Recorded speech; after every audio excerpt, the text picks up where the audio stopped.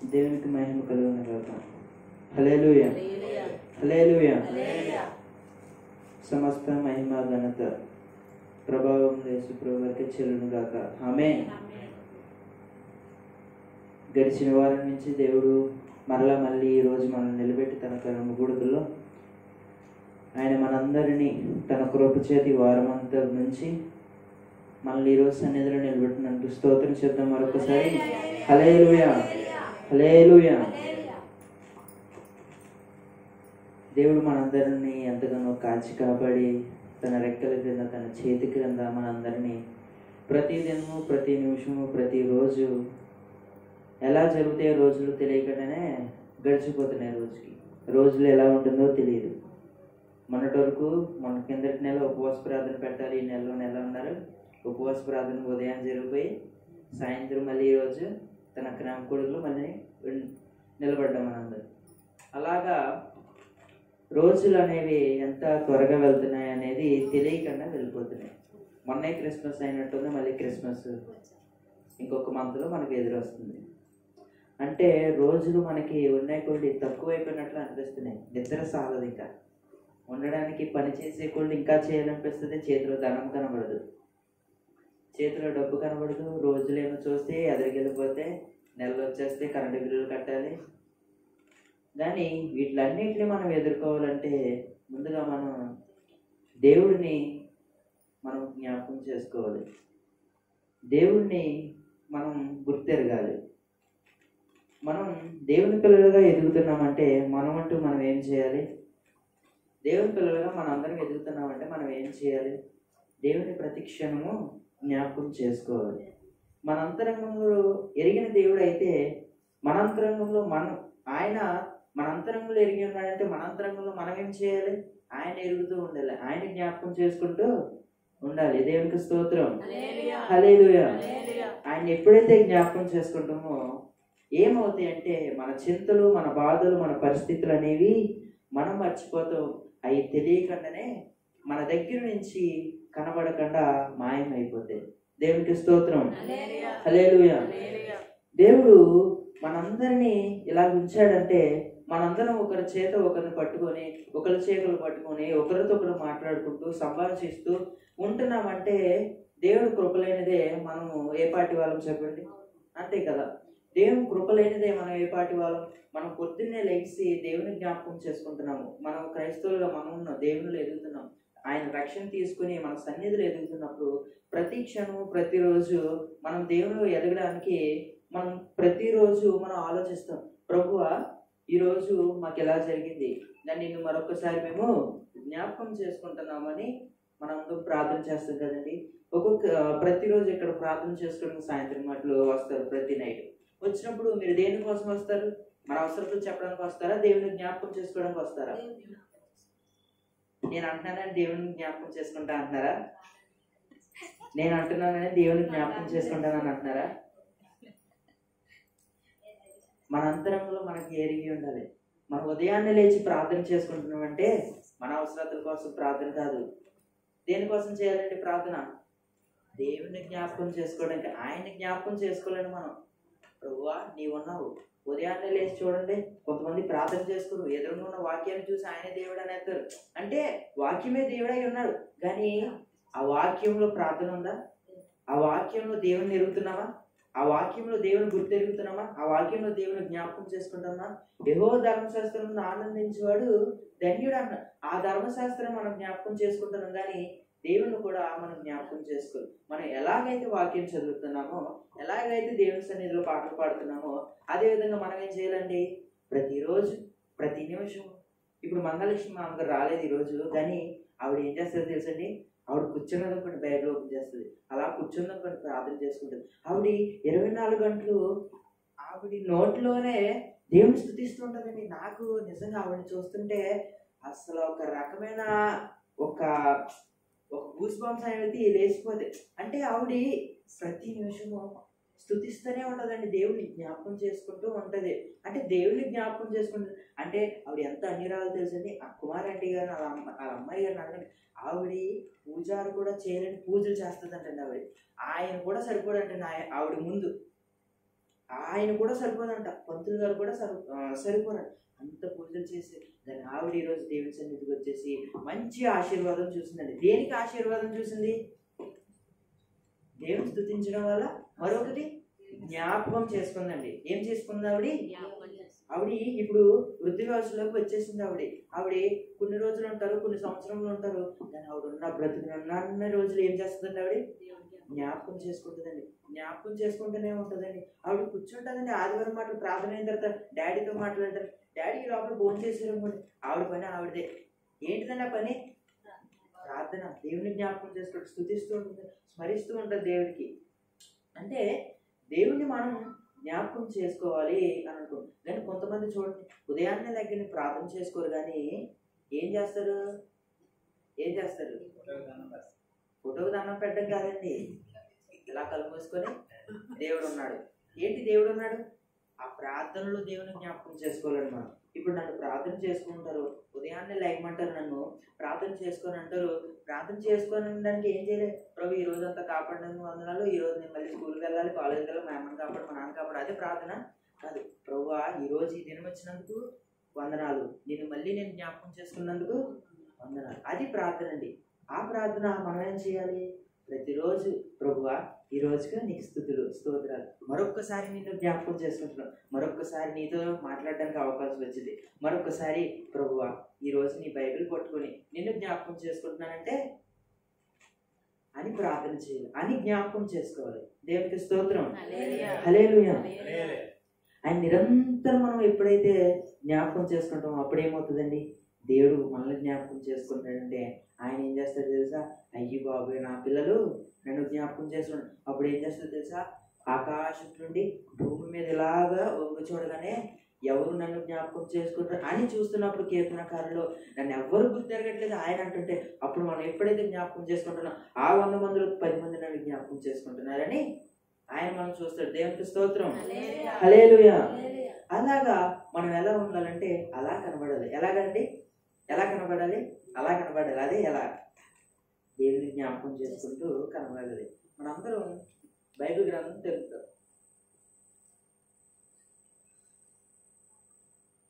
కీర్తనల గ్రంథము కీర్తనలు 111వ కీర్తన, కీర్తనలు 111వ కీర్తన 4వ వచనం చదవండి. ఆయన తన ఆశ్చర్య కార్యములకు జ్ఞాపకార్థను చూచిన నియమించి ఉన్నాడు. యెహోవా దయాదాక్షిణ కూతురు. ఒక్క నిమిషం.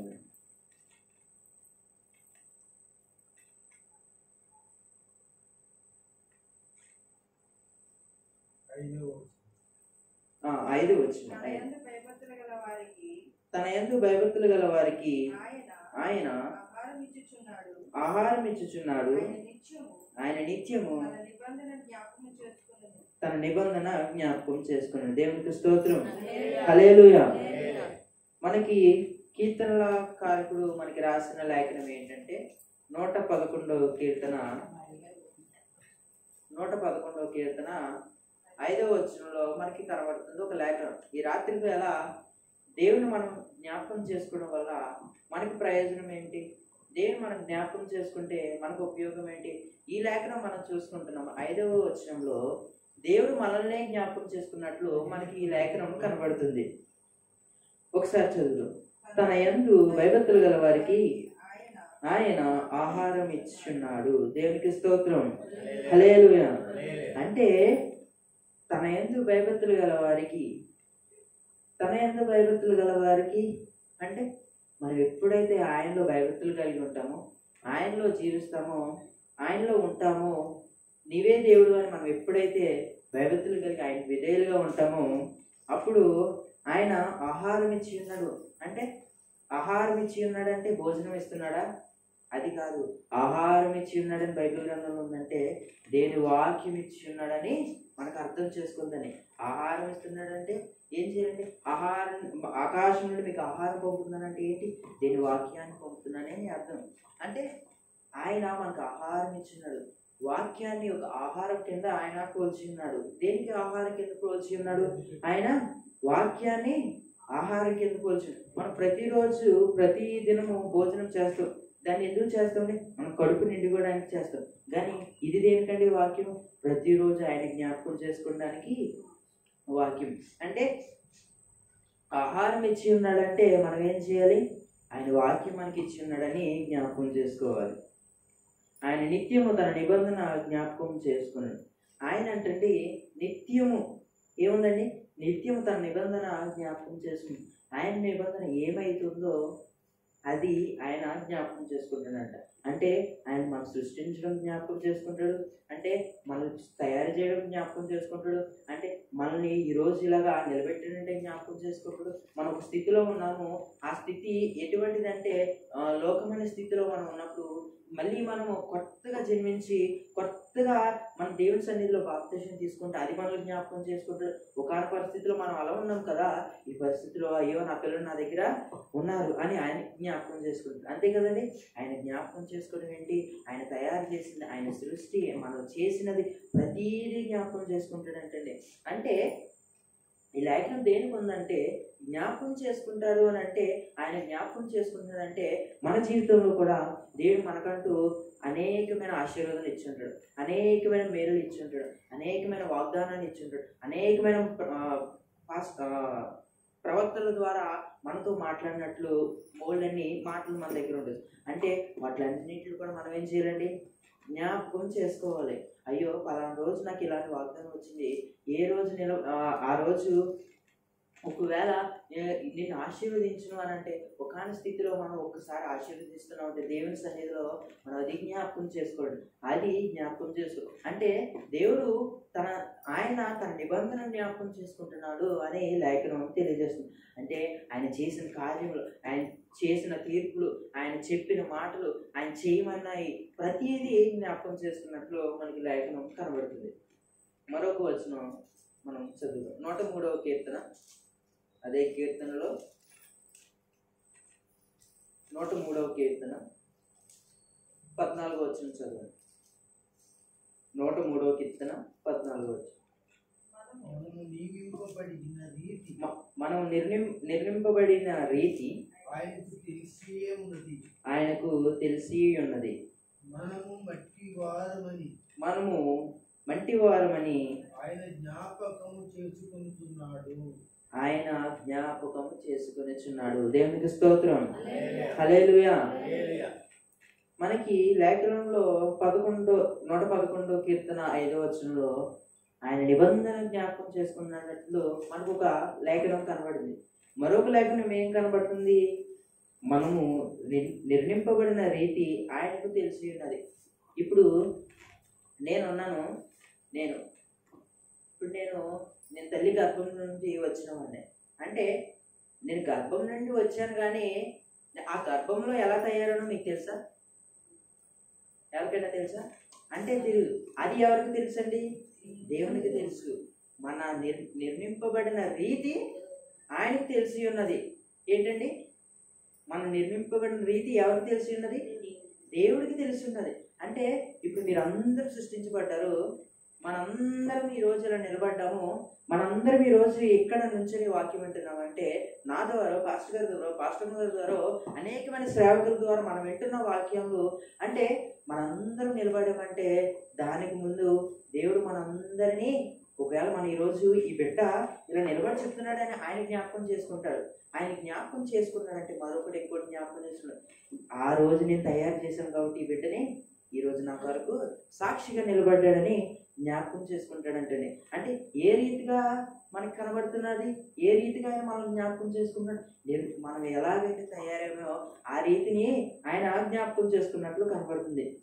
ఇప్పుడు ఎవరైనా సరే ఎలా తయారయ్యి, ఎలా హార్ట్ తయారైంది, ఎలా ఎముకలు తయారైంది, ఎలా శరీరం తయారైంది, అది ఎవరైనా తెలియజేస్తారు, ఎవరైనా చెప్తారా మనకి? ఆయనకి తెలిసి ఉన్నదంటండి. ఎవరికి తెలిసి ఉన్నది? ఆయన అంటే దేవుడికి తెలిసి ఉన్నట్లు కనబడుతుంది. అలాగే మనం మంటివారం అని ఆయన జ్ఞాపకం చేసుకున్నారు. దేవునికి స్తోత్రం. మనం ఎవరు అంటండి? మట్టివారం అంటండి. మన శరీరము మట్టి, మనం ఎలా తయారైన ఆదాము గారు అవ్వ గారు ఆదాము గారు ఎలా తయారయ్యారు? దేవుడు తన చేతులతో ఒక మట్టి బొమ్మను తయారు చేసి అతనికి ఆదాము అని పేరు పెట్టింది. అంటే మట్టితో తయారు చేసి మనం మట్టిలోంచి వచ్చాం కాబట్టి మళ్ళీ మట్టిలోకి తిరిగి వెళ్ళిపోతాం. అలాగా దేవుడు మనం జ్ఞాపకం చేసుకుంటాడు ఏంటండి? ఎలా జ్ఞాపకం చేసుకుంటాడు? ఈ బిడ్డ ఈ రోజు ఇలా నిలబడ్డాడు, మళ్ళీ తర్వాత ఎక్కడ రావాల్సిందే? మట్టిలోకి రావాల్సిందని కూడా జ్ఞాపకం చేసుకుంటాడు. అనేక మంది ప్రవక్తలు మనకు కనబడతారు. అనేక మంది మన కళ్ళు ఎదురుగా రక్షణ తీసుకున్న వాళ్ళు ఎక్కడికి వెళ్ళిపోతారండి?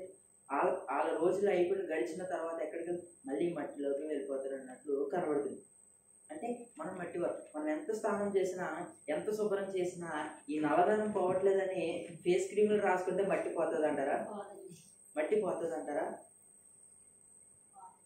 మట్టి పోతుంది అంటారా? పోదండి. నేను ఒక సబ్బు వాడుతున్నా, యాడ్లీ. దాని పేరు యాడ్లీ. మళ్ళీ దాని కింద చార్కోల్ సోప్ అని ఉంటుంది. చార్కోల్ సోప్ అంటే బొగ్గుతో తయారు చేసిన సబ్బు అని అర్థం.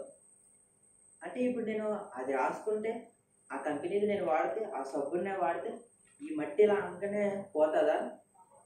పోదు కదండి. ఫెయిర్ అండ్ లవ్లీ వాడితే పోతుందా?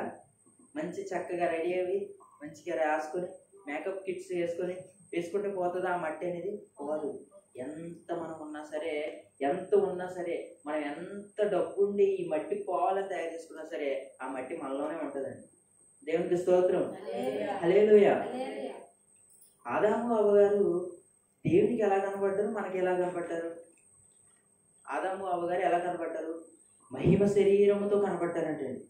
మహిమ శరీరంతో అంటే అప్పుడు మట్టి ఉందా? వాళ్ళకి మట్టి ఉందా? అప్పుడు మట్టి లేదు. మహిమ శరీరంతో ఎంతగానో నిగనిగలు ఆడిపోతున్నారంటే. ఆ శరీరంతో ఉన్న వాళ్ళు ఎలా దిగిపోయారు? ఒక్కసారే ఒక పండు తినడంతో వెంటనే వాళ్ళు మహిమంతా పోయి దేవుడు ఏం చేశాడు అంటే, దేవుడు మట్టితోనే తయారు చేశాడు కానీ మహిమ శరీరాల కింద పెట్టాడు. ఆ తర్వాత ఏమైంది? ఆ మహిమ శరీరం పోయి మళ్ళీ ఏమైంది? మళ్ళీ మట్టి దగ్గరికి వచ్చేసారు వాళ్ళు. దేవునికి స్తోత్రం. హల్లెలూయా. అలాగా దేవుడు మనల్ని మట్టిగా పోల్చి ఉన్నాడు. అంటే మట్టిగా పోల్చి ఉన్నాడంటే మనం తయారైందే మట్టితో, మనం సృష్టించబడిందే మట్టితో. అంటే మీరు అనొచ్చు, నేను తల్లి గర్భం నుండి వస్తున్నాను కదా అంటే, నీ తల్లి గర్భం నుండి వస్తున్నావు అంటే నీ తల్లి గర్భం, ఆమె తల్లి గర్భం, ఆమె తల్లి, అలా వంశావళి చూసుకునేటప్పుడు ఆదాము దగ్గర రావాల్సిందే అండి. దేవునికి స్తోత్రం. హల్లెలూయా. అంటే దేవుడు మనల్ని జ్ఞాపకం చేసుకుంటాడంటే, ఎలా జ్ఞాపకం చేసుకుంటాడు మనల్ని? ఇప్పుడు చెప్పాలి. మనల్ని ఎలా జ్ఞాపకం చేసుకుంటున్నాడు? నిర్మింపబడిన రీతి, మనం తయారు చేసిన రీతిని జ్ఞాపకం చేసుకున్నాడు. దేవునికి స్తోత్రం. తన యందు భయభక్తులు గల వారిని ఆహారం ఇచ్చి ఉన్నాడంటే, వాక్యం అనేది ఇచ్చి ప్రతిరోజు ప్రతిదినము మనల్ని ఆయన జ్ఞాపకం చేసుకునేలాగా మనల్ని సిద్ధపరిచి ఉన్నాడు. దేవునికి స్తోత్రం. అపోస్తులైన పౌలు గారు అనేకమైన దేశాలు వెళ్ళి, అనేకమైన ప్రాంతాలకు వెళ్ళి ఆయన సువార్త ప్రకటించుకుంటూ ఒక ఊరు దాటుకుంటూ ఆయన ఒక్కొక్క కార్యము చేసుకుంటూ వస్తున్నాడంటే ఎవరున్నారండి ఆయన వెనకాల? దేవుడు ఉన్నాడు, యేసు ప్రభువు ఉన్నాడు. అంటే ఉన్నాడు అని మనం ఎలా చెప్తున్నాం? ఉన్నాడని మనం ఎలా చెప్తున్నాం? కార్యం జరుగుతూనే ఉన్నాయంటే లేఖనం చదివేసామన్నా, ఆ లేఖనంలో మనకి ఏం కనబడుతుంది? పౌలు గారు దేవుణ్ణి జ్ఞాపకం చేసుకుంటున్నాడు. దేవునికి స్తోత్రం. హల్లెలూయా. అంటే ఆయన కూడా ఎవరిని జ్ఞాపకం చేసుకుంటున్నాడు? దేవుని జ్ఞాపకం చేసుకుంటున్నాడు. పేతురు గారికి వీళ్ళందరికీ మంచి గొప్ప మిరాకిల్స్ ఇచ్చేసాడండి. ఆయన ఇచ్చేసాడు కదా అని వాళ్ళు ఇష్టం ఉన్నట్టు ఉన్నారా? లేదు. దేవుని అడిగే చేసుకున్నారు. దేవుని జ్ఞాపకం చేసుకుంటేనే ప్రతి అడుగు ప్రతి నిమిషము ఎదురుకు వెళ్తూ ఉన్నారు. దేవునికి స్తోత్రం. అంటే మనందరము ఎలా తయారయ్యాం, మనందరం ఎలా వచ్చాం, మన మన చరిత్ర ఏంటి, ప్రతిదీ దేవునికి తెలిసిందే. దేవుడు మనందరినీ జ్ఞాపకం చేసుకున్నట్లు మనకి ఈ 2 వచనంలో మనకి కనబడుతున్నాయి. అంతే కదండి. ఈ 2 వచనంలో మనకి ఏం కనబడుతుంది? దేవుడు మనల్ని జ్ఞాపకం చేసుకున్నట్లు కనబడుతుంది. దేవుడు అంత జ్ఞాపకం చేసుకుంటే మనం ఏం చేస్తాము? ఎప్పుడో చేసిన కార్యం ఒక్కటే గుర్తుంటుంది, ఆ తర్వాత చేసిన గుర్తుండవు. తర్వాత ఈ లోపల ఏదో గొడవ అవుతుంది, అంతే జంపు. ఎక్కడికండి? బయటికి. బయటికి చెప్పు. అప్పుడు దేవుడు గుర్తురారు, దేవుడు చేసి నీ గుర్తురారు. కానీ దేవుడు ఏమంటున్నాడు? నేను జ్ఞాపకం చేసుకుంటున్నాడని ఆయన అంటుంటే మనమేమో పక్కకి ఎదరికి వెనక్కి చూసుకుంటూ ముందుకు వెళ్ళిపోతూ సాగిపోతుంది యాత్ర అన్నట్టు. ఆ యాత్రలో మనం నడుస్తున్నామంటే, ఆ యాత్రలో మనం వెళ్తున్నామంటే దేవుని జ్ఞాపకం చేసుకుంటున్నామా అని కనబడాలి. ఆయన ఆశ్చర్య కార్యంలో జ్ఞాపకం చేసుకున్నాం. మొదటి వృత్తాంతం చూస్తే దావీదు మహారాజు గారు మందసాన్ని ఒబేదేదు ఇంటిగారి నుంచి మోస్తూ అక్కడ ఏమంటున్నాడో ఒక్కసారి చూద్దాం. ఆ లేఖనాన్ని 16వ అధ్యాయం మొదటి దినవృత్తాంతములు 16వ అధ్యాయం 13వ వచనం చదువు. 16వ అధ్యాయం 13వ వచనం. ఆయన చేసిన ఆశ్చర్య కార్యములను జ్ఞాపకం చేసుకునడి. ఆయన సూచక క్రియలను ఆయన నోటి తీర్పులను జ్ఞాపకమును చేసుకున్నాడు. దేవునికి మహిమ కలుగును గాక. హల్లెలూయా, హల్లెలూయా. అంటే ఈ లేఖనంలో కూడా మనకి ఏం కనబడుతున్నది? ఈ లేఖనంలో కూడా మనకి ఏం కనబడుతుంది? ఎవరిని జ్ఞాపకం చేసుకోవాలంటండి? దేవుని జ్ఞాపకం చేసుకోవాలి. అంటే దేనికి జ్ఞాపకం చేసుకోవాలి? దేనికి మనం చేసుకోవాలి జ్ఞాపకాలు?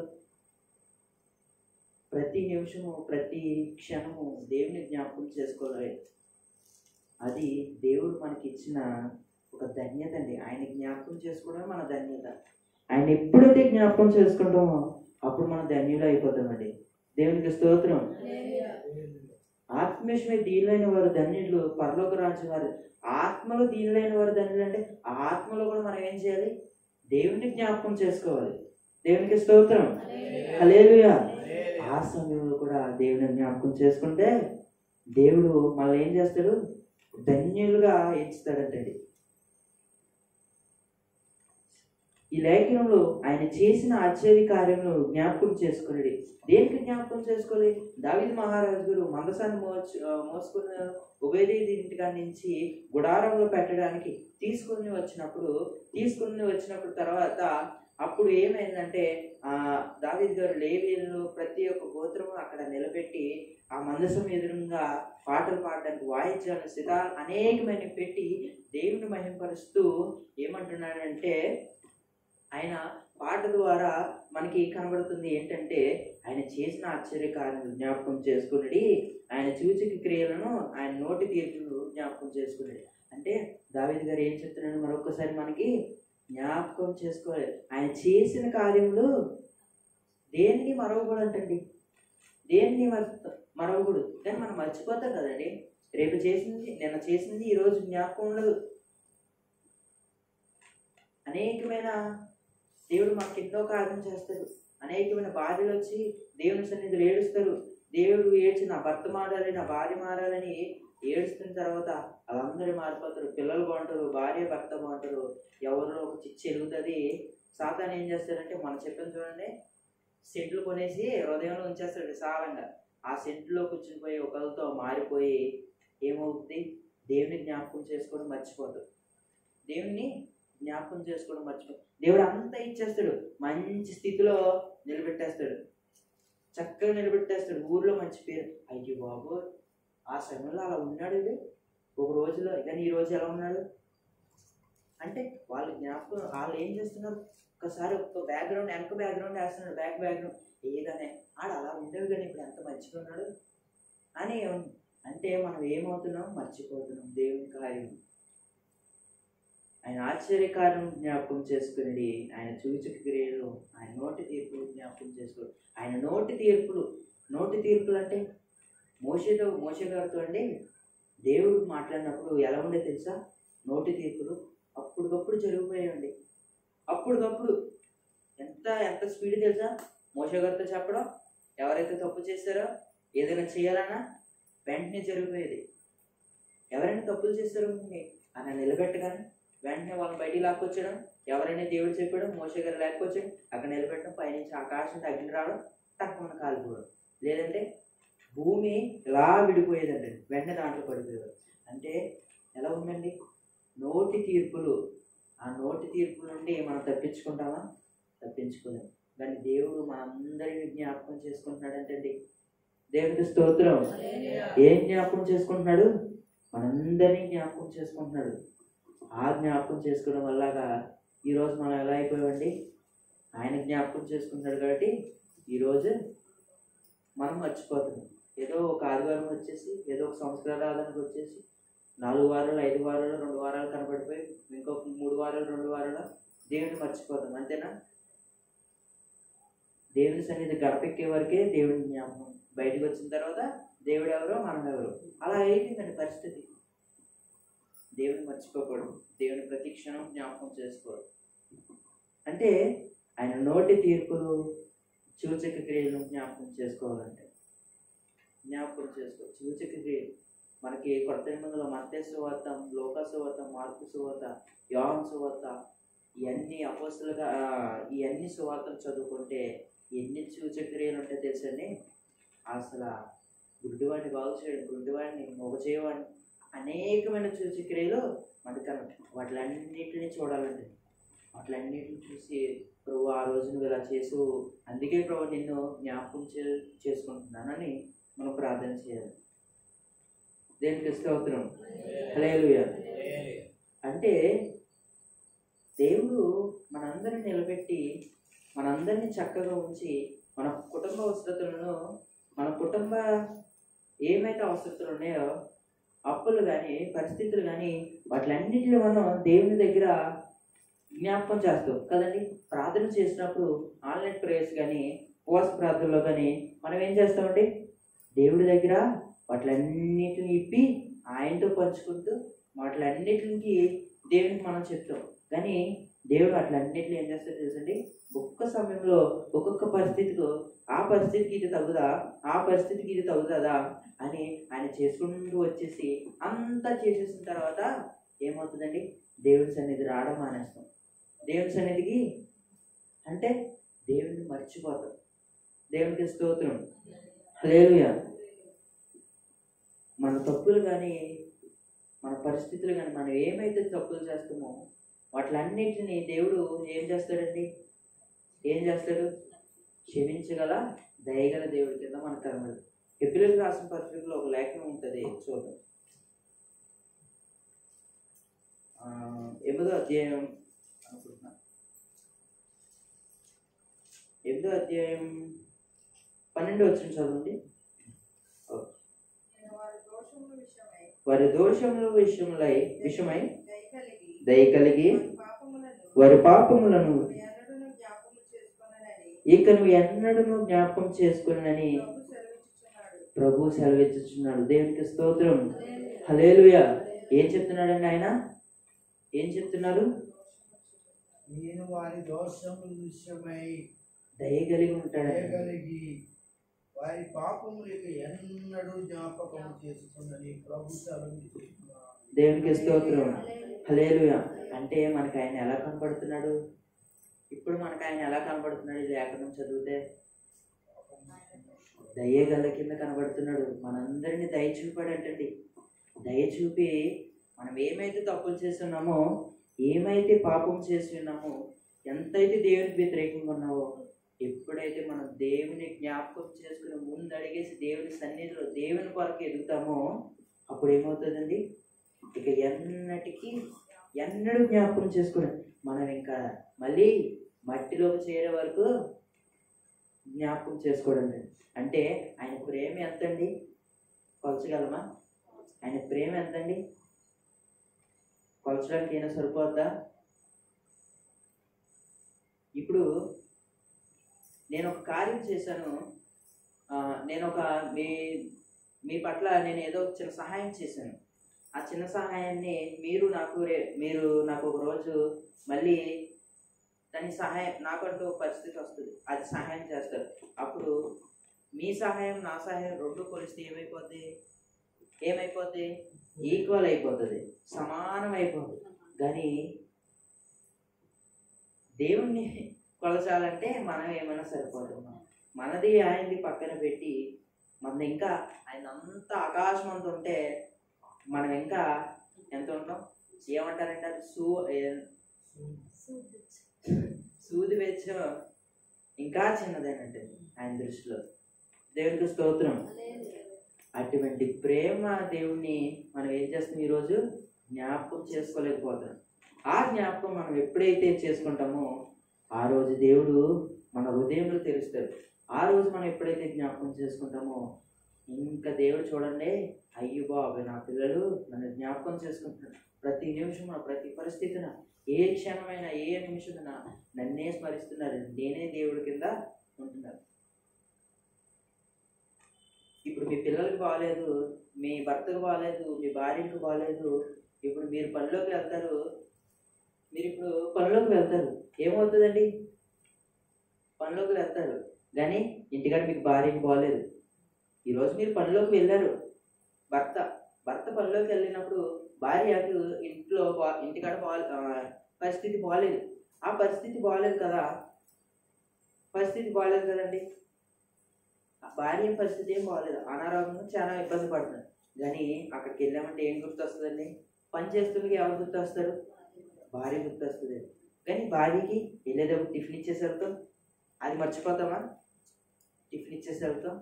మధ్యాహ్నం ఒకవేళ ఏదైనా తెచ్చుకోవాలన్నా ఏ వంటకు అవసరం లేదు అని ఇంకోలా మళ్ళీ ఎవరో ఒక ద్వారా ఇంకోటి తెప్పించేస్తాం, ఏయోటి, అది మర్చిపోతామా?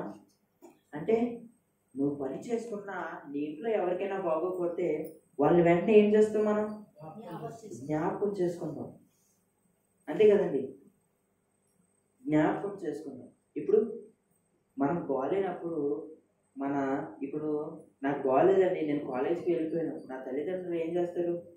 ఇంకెళ్ళినప్పటి నుంచి ఆడికి ఎలా ఉందో, ట్యాబ్లెట్లు వేసుకున్నాడో, అటుకి వెళ్ళాడు లేదో, వేసుకున్నాడు, సాయంత్రం వచ్చింది రాగానే ఏం చేస్తారు? నీకు ఎలా ఉంది?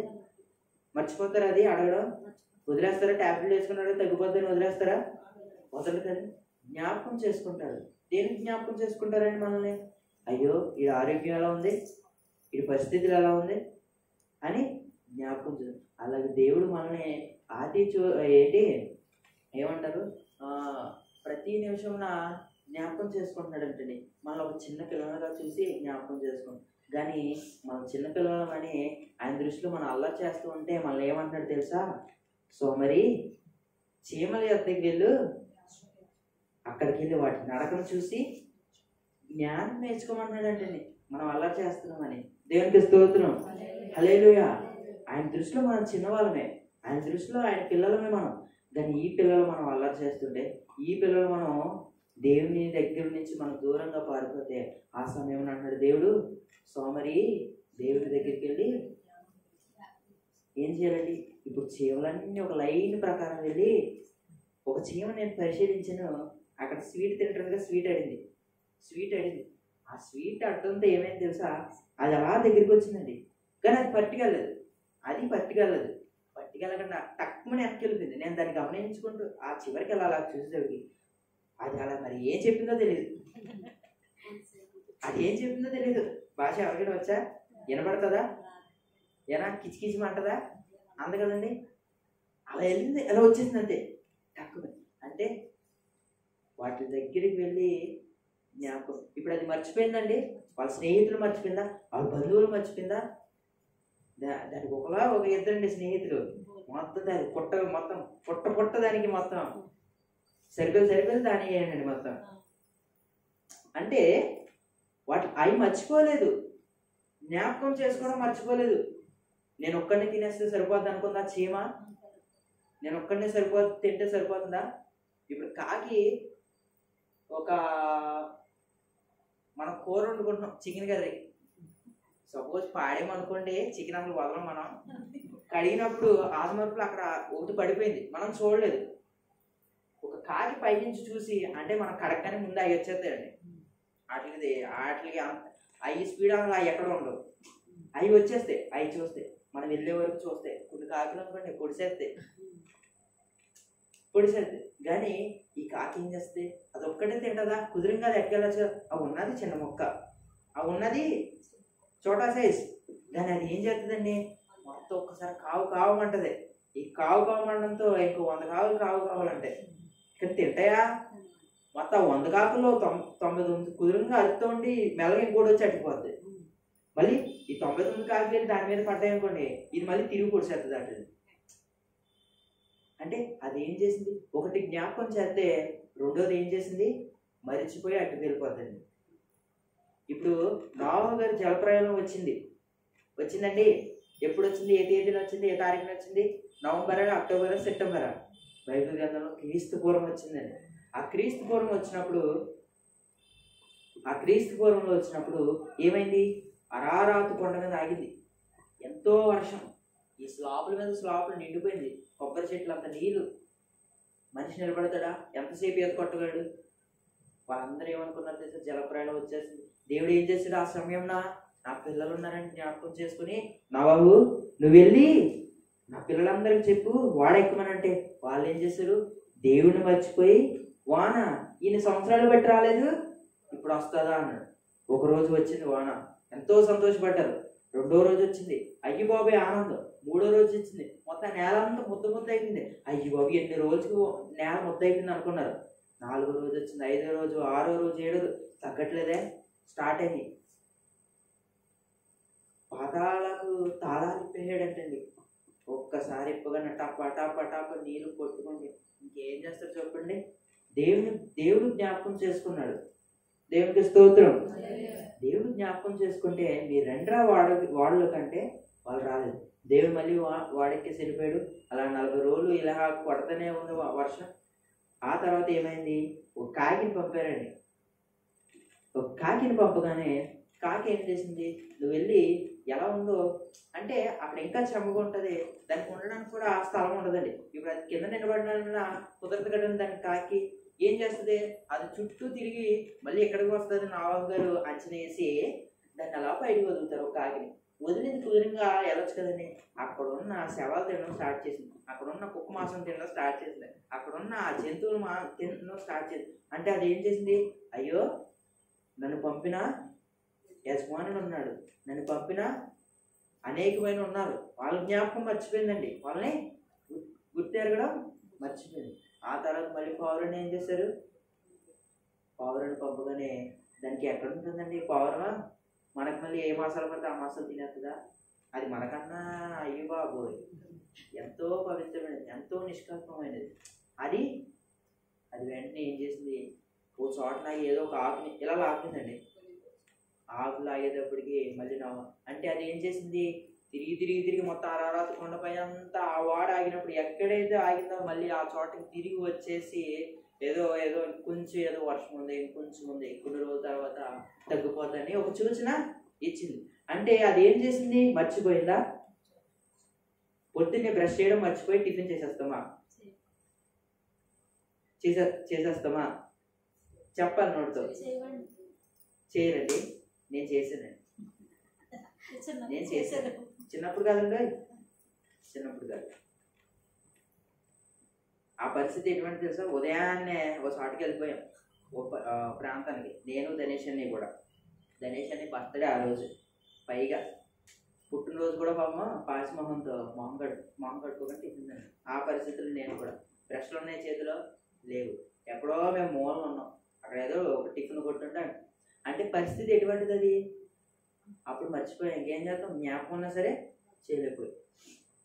భోజనం చేయడం మర్చిపోతామా అంటే అన్నీ మర్చిపోము, కానీ దేవుని మర్చిపోతూ వచ్చేస్తాం మనం, అంతే కదండి. దేవుడు అంతా చేసుకుంటూ వచ్చేస్తాడు, అంతా మర్చిపోతాం, అంతేనండి. మన కుటుంబంలో మన పరిస్థితిలో రామకృష్ణంతులు ఎలా మారారో నాకు తెలీదు, కానీ అలా ఆవిడ గారికి తెలుసు కదండి ఎలాగ మారారు. ఆయన మార్చడం ఆవిడ జ్ఞాపకం చేసుకుంటారు కదా, అంతే కదండి. అలాగా దేవుడు మనల్ని ఏమంటున్నాడు, 111వ కీర్తన 103వ కీర్తనలో ఏమంటున్నాడు, నేను జ్ఞాపకం చేసుకుంటున్నాను, మంటికి ఎలాగైతే మీరు తయారయ్యారో ఆ రీతిగా జ్ఞాపకం చేసుకున్నట్టు మనకి లేఖనం కనబడుతుంది. ఒకసారి చదవండి, 103వ కీర్తన 14వ వచనం. మనం నిర్మింపబడిన రీతి ఆయనకి తెలిసి ఉన్నది, మనం మంటివారమని ఆయన మనల్ని జ్ఞాపకం చేసుకుంటున్నాడు. దేవునికి స్తోత్రం, హల్లెలూయా. మరొక లేఖనంలోకి వెళ్ళి మనం కొంచెం ముగించుకోవడానికి యెషయా గారు రాసిన గ్రంథము యెషయా గారు రాసిన గ్రంథం 43వ అధ్యాయం చూద్దాం. యెషయా 43 చాప్టర్ 18వ వచనం చూద్దాము. 18వ వచనం చదివి వినిపించండి ఒకసారి. మునుపటి వాటిని జ్ఞాపకం చేసుకొనుడి, పూర్వకాలపు సంగతులను తలంచుకొనుడి. అంటే ఇప్పుడు ఈ లేఖనం మనకి ఏమర్థమైంది? ఏం చేయాలి? జ్ఞాపకం చేసుకోమని చెప్తుందా? జ్ఞాపకం చేసుకోమని చెప్తుందా? జ్ఞాపకం చేసుకోవద్దు. దేని విషయంలో జ్ఞాపకం చేసుకోవద్దు? మునుపటి వాటిని జ్ఞాపకం చేసుకో.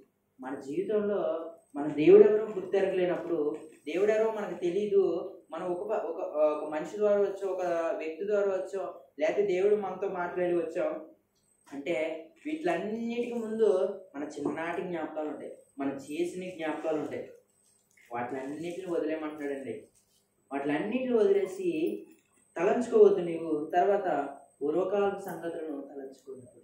అంటే నేను గత కొన్ని సంవత్సరాల కిందట నేను ఎలా చేశానో, ఇంకేముంటాయండి మన పరిస్థితులు, మనం చేసిన కార్యక్రమాలు, వాటిలన్నిటిని తలంచుకోవద్దు. నేను ఏమంటున్నాడు? వాటిలన్నిటిని మర్చిపోండి అని అంటున్నాడు. ఏం మర్చిపోవాలండి? పాత జీవితాన్ని మర్చిపోయి కొత్త జీవితాన్ని జ్ఞాపకం చేసుకున్నట్లు మనకి లేక కొత్త జీవితంలో దేవుడు చేసిన సూచక క్రియలు జ్ఞాపకం. ఎప్పుడైతే మనం కొత్త జీవితం అంటే